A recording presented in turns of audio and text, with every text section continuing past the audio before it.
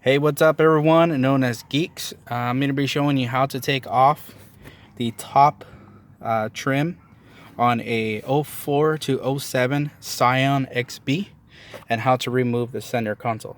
I understand this stuff is not going to be here, but you can already see that's like it's not here. But I'm just going to walk you through some of the pieces, how to do it. I understand it's better to look at it as you're taking it off.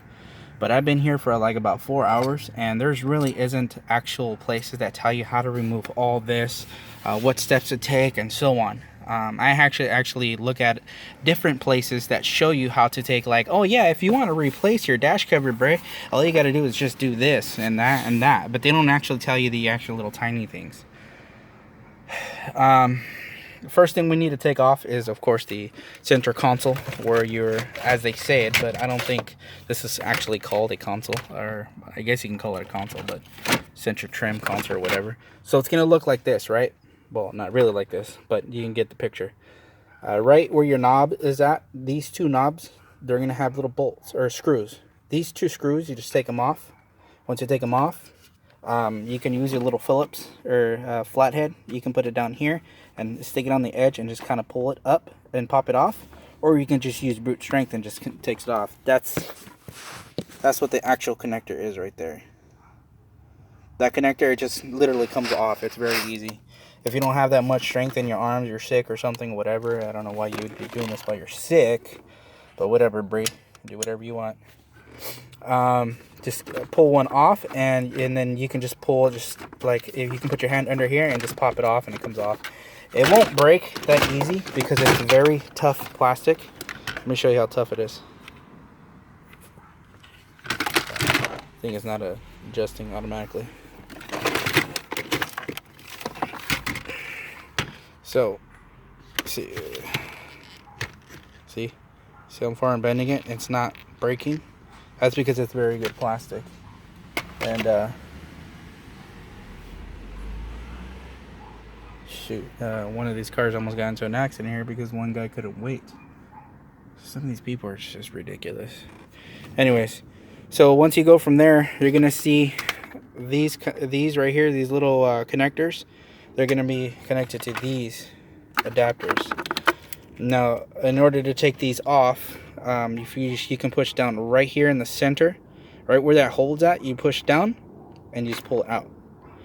That's pretty much all you need to do for this one. But remember, for all these connectors that I tell you about that are on these in this vehicle, if none of the connectors want to come off, push the connector all the way back in as far as possible, and you'll feel like a very tiny gap that you can push in. Then you push down and then you pull out. Sometimes it's a little difficult. Maybe you're not pushing all the way down, but this thing can actually push down quite far. So you just push down and pull out. Same thing goes with this one.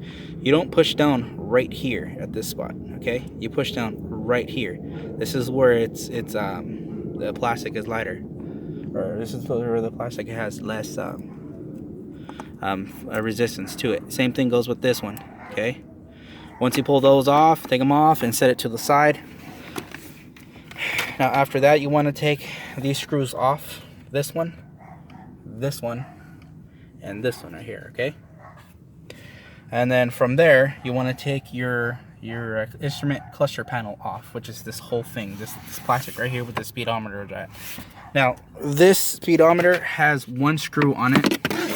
That's all you need to take off. So imagine your instrument cluster panel, or your speedometer here, and your instrument cluster panel over here, okay? Right under here is a hole. If you can see that hole right down there. That hole right there. There's going to be a plastic screw in there with a plastic trim, or can't remember what they're called, but it's a plastic housing for the screw. Sometimes you may not be able to take this off, because I tried taking it off on mine. It wouldn't screw out. It just kept twisting and twisting it, or screwing and screwing and screwing. So I didn't know what to do. So I was thinking maybe I just gave it a little bit of force, try popping some of it off. So I kind of popped it a little bit off, and the trim was kind of like pushing downwards. And then I kind of pulled it a little bit, and then it gave me more room to pull it out. So I started taking the screw out. The screw started coming out, but it didn't come out all the way. So what I did is just grabbed it and pulled it out. The housing and the actual plastic screw came out with it, the whole thing. And I don't think I have it here in this little section here. Otherwise, I'd show you what it looks like. I don't see it. I understand that I am not organized, but you know what? I'm actually helping you guys out, because on the XB websites, I don't see anybody actually talking to you how to in-depth, how to take everything apart step by step and so on, but I don't see it, and I don't have enough time to, oh, here it is. I don't have enough time to keep showing all the little basic things. There might be a part 2 video to this, and if there is, make sure you look for the other one. If not, I might have an actual link where you can click on and go to the next step. So this came out completely. I'm the third owner of this vehicle, and the second owner that I bought it from told me that this guy had a bunch of shit set up on this vehicle, which is an amazing stereo system, which that is, by the way, one of the best stereos you can get for this vehicle. There are better ones, but this one by far is very, very, very, very well. I have some subs right there in the back, and those things amazingly rock. You can find another video that I have on my YouTube channel if you just look up known as Geeks Kicker Speakers or Subwoofers. But anyways, once you take that plastic piece off, this is very easy to remove. So all you got to do is kind of wiggle it, and it just bam, pops off. So you can't really break it. Now after that, you want to take your actual instrument cluster panel out of here. You take this screw off, this screw, and this screw right here. Okay, that's one of the parts where you take off. Now you're gonna have this piece right here that's on the instrument cluster panel. You can just pull off. You just pull away from it, and it'll pop off. But you got to have some strength to take it off. You can also use a tool, a trim removal tool. That's you can buy that at O'Reilly's. I know they have it for a fact because I have one. I went in. I used to work for O'Reilly's. I know they have a trim one that's red. I can't remember the name brand. That has a red handle. Kind of looks like a fork like this, and with a long bar with the red handle at the end of it. So I don't remember the brand name, but the brand is like red and white, and it costs like maybe like $10 or something like that. Yeah, it's expensive at O'Reilly's, but you know what? They got good products there, and they got good warranties and so on. For the connector, remember, if it doesn't want to come off, slide the connector all the way back in, push down on the actual spot where you're supposed to. This is the spot where you're supposed to, and just pop it out. And it comes off very easy. You can actually kind of pull some of this out because it was kind of like inside like this, and it was like, oops, sorry, it was kind of inside like this, and it was like right in the bottom like that, and it was kind of like tucked in away. So I kind of pulled it a little bit, and this is how much room it gives me. That's how far I can go. So it gives you actually plenty of room to take it out. Now once you take that piece off, now you want to move on to the next step, which is taking the grills off where the speaker's at. So you can either use your hands, just put your hands, you can put your hands like this and just pop it off, and it comes off easy. It's not hard.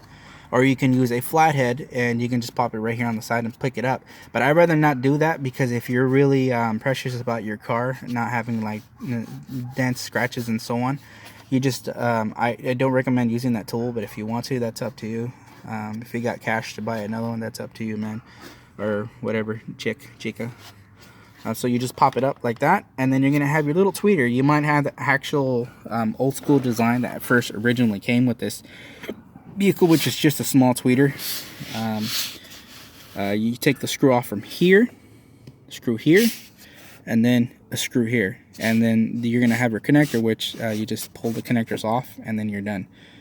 My connectors are different because of the previous owner, as I was saying before, I actually probably didn't say it, and I probably dropped the wires in there. They're right down here. See, the guy did these things to it. Reason why he did this is because he had an actual stereo system in the back. I'm not the first owner, I'm the third.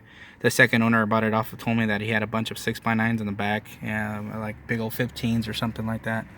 And this is he changed it all. This is the speaker he originally left here.